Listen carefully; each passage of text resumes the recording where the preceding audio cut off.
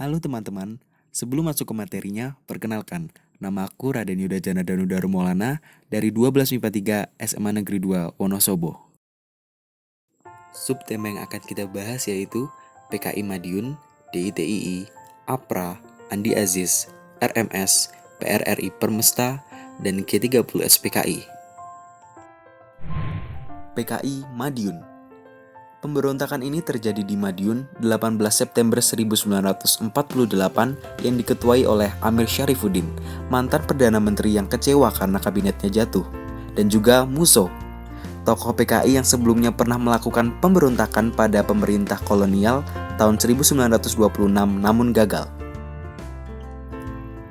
Amir Syarifuddin membentuk Front Demokrasi Rakyat yang gencar melakukan propaganda anti pemerintah, mengadakan aksi mogok kerja bagi kaum buruh, dan melakukan sejumlah pembunuhan. Pada mulanya, aksi PKI ini berlangsung di Solo, namun meluas hingga ke wilayah Madiun dan sekitarnya. Di Madiun, mereka mendirikan Soviet Republik Indonesia untuk melemahkan pemerintah resmi Republik Indonesia.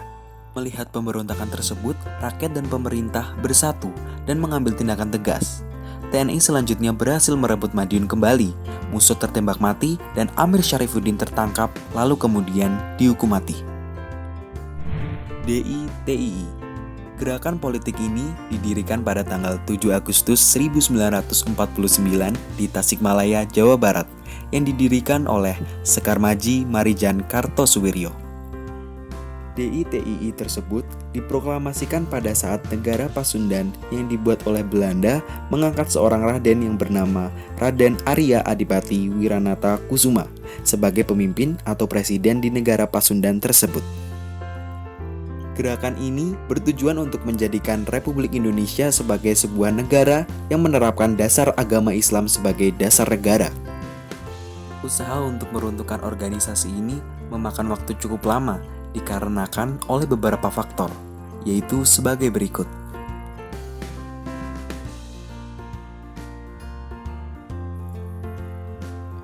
DITII bukan hanya di Jawa Barat saja, namun juga terjadi di Jawa Tengah, Kalimantan Selatan, Aceh, dan Sulawesi Selatan. APRA. Pemberontakan ini terjadi di Bandung 23 Januari 1950. Pergerakan ini dipicu oleh adanya friksi dalam tubuh APRIS. Pemberontakan ini bekerja sama pula dengan Sultan Hamid II. APRA dan Westerling melakukan kudeta di kota Bandung. Pada 23 Januari 1950, APRA melakukan serangan. APRA tidak menyetujui rencana pembubaran Republik Indonesia Serikat atau RIS hasil konferensi meja bundar di Den Haag tahun 1949. Kudeta ini merupakan upaya mempertahankan negara federal RIS saat sebagian besar negara bagian RIS ingin membubarkan diri dan bergabung kembali dengan Republik Indonesia. Kudeta ini dilancarkan di Bandung dan berhasil menguasai kota itu. Westerling berusaha menguasai Jakarta dan membunuh pemimpin Republik saat itu, tetapi gagal. Andi Aziz. Pemberontakan ini terjadi di Makassar pada tanggal 15 April 1950 yang diketuai oleh Andi Abdul Aziz. Seperti halnya pemberontakan APRA di Bandung, peristiwa Andi Aziz berawal dari tuntutan Kapten Andi Aziz dan pasukannya yang berasal dari KNIL terhadap pemerintah Indonesia agar hanya mereka yang dijadikan pasukan APRIS di negara Indonesia Timur atau NIT. Ketika akhirnya tentara Indonesia benar-benar didatangkan ke Sulawesi Selatan dengan tujuan memelihara keamanan, hal ini menyulut ketidakpuasan di kalangan pasukan Andi Aziz.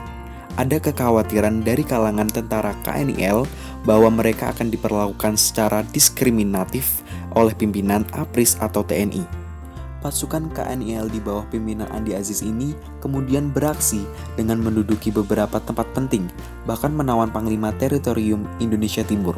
Pemerintah kemudian mengirim Kolonel Alex Kawilarang agar Andi Aziz melapor atas kesalahannya.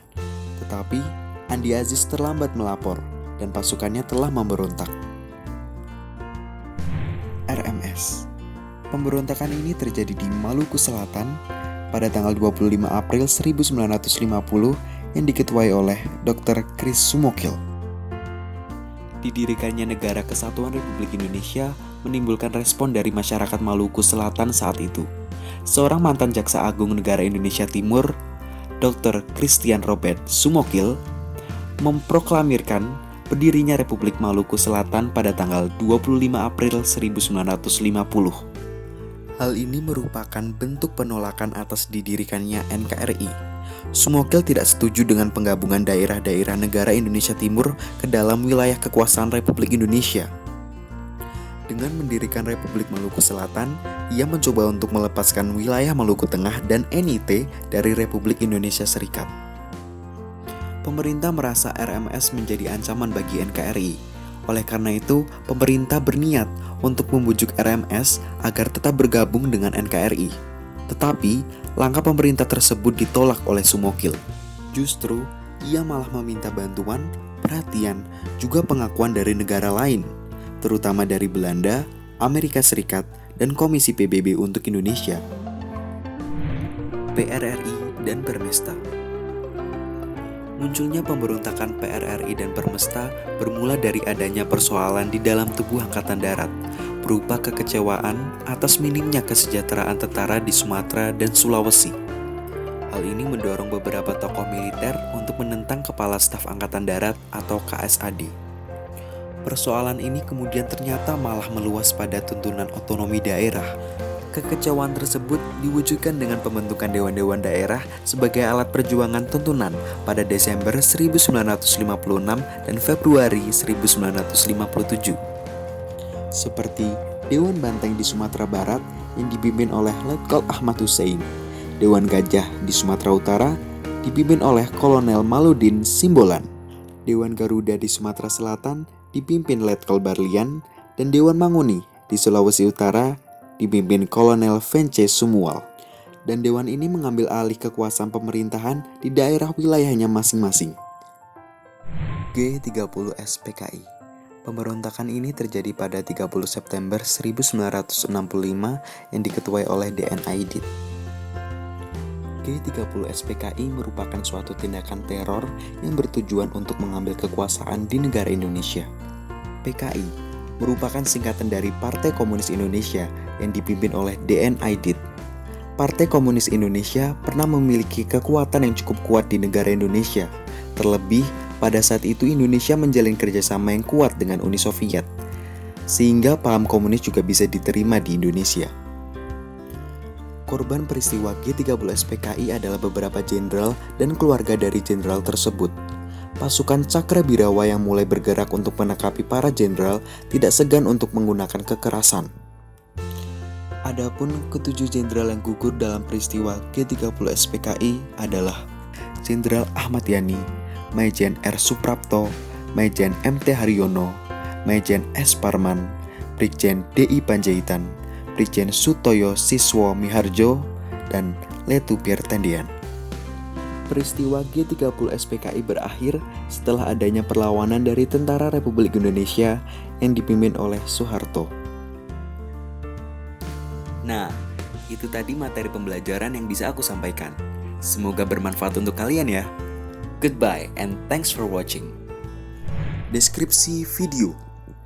Video pembelajaran ini dibuat untuk memenuhi tugas sejarah Indonesia SMA Negeri 2 Wonosobo.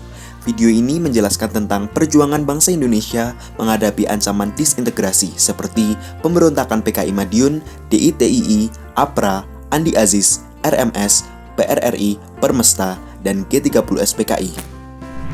Sumber materi. 1. Modul Sejarah Indonesia kelas 12 KD 3.1 dan 4.1. 2. Brandly. 3. Kumaran.com. Bahan. Aplikasi InShot.